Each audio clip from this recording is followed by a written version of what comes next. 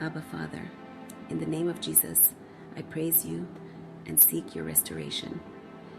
Your word says, I will repay you for the years the locusts have eaten.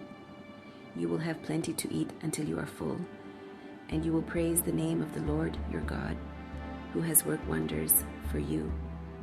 Joel 2:25-26. Holy Spirit, restore what has been lost in my life. God, help me to trust in your promise of renewal and abundance. Fill me with hope and gratitude as I witness your miraculous restoration. In Jesus' almighty name, amen.